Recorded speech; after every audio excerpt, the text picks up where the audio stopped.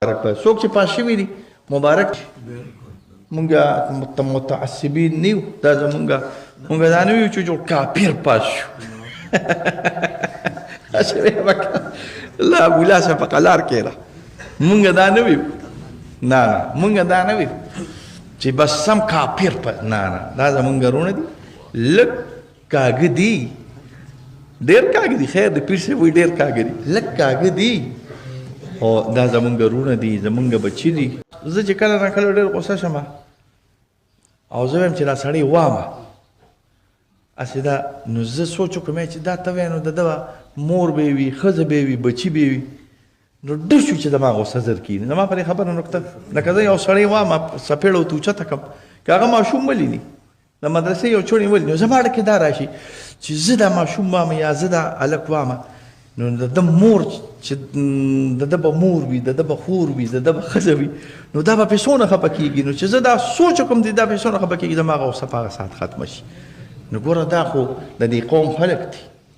ماشومان به وي بچي به وي میاندې به وي پلاران به وي ښځې به وي پوهېږې که نه نو ته خپل کور والا سوچ وکړه چې ستا د وجې نه ستا کور والا ته څونه تکلیف رسي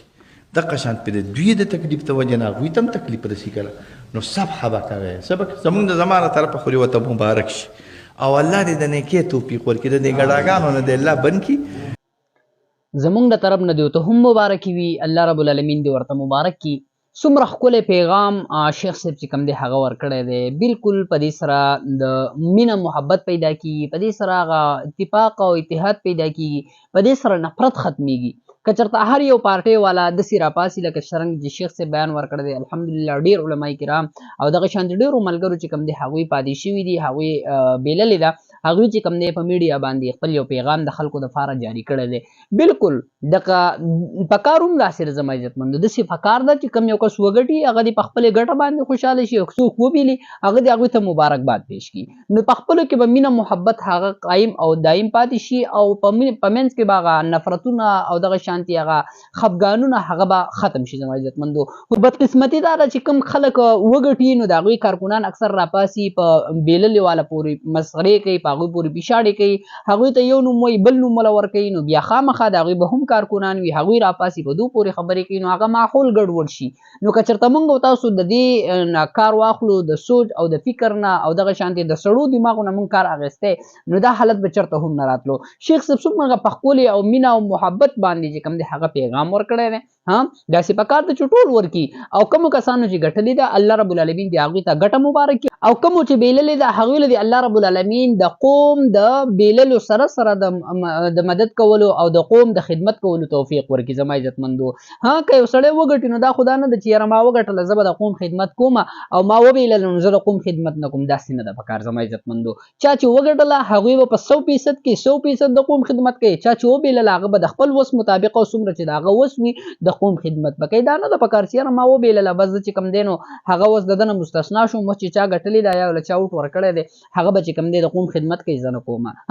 دا یو 15 کاله یا به چې کوم دی نو 3 کاله یا 15 کاله پس ته بیا د خلکو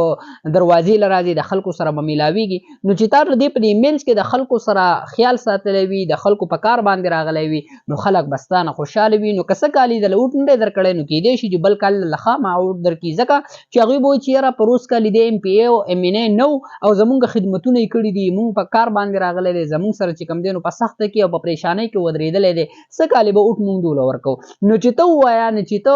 MPA MNA نه شي او ته چې کوم دی نو وبیلې او ته بیا د خلکو نه 15 کاله غایب او 15 کاله پس ته بیا په هغه پسې راشي چې یاره ماله روټ راکړه نو هغه به تا ته څه وایي او داسې تاسو به هم اورېدلي چې یاره 15 کاله بیا چې کوم دی نو هغه څوک په دوربین کې نه ښکارېږي که نه نو چې 15 کاله ته بیا نه ښکارېږي نو بیا به خامخا خلک ستا نه خفه کېږي خلک به ستا نه هله خوشحاله وي چې ته په دې باندې عمل وکړې او بغیر د څه لالچ نه د قوم خدمت وکړې نو انشاءالله آینده وخت به بیا ستا وي او ټول خلک به ستا سره ودرېږي السلام علیکم ورحمة الله وبرکاته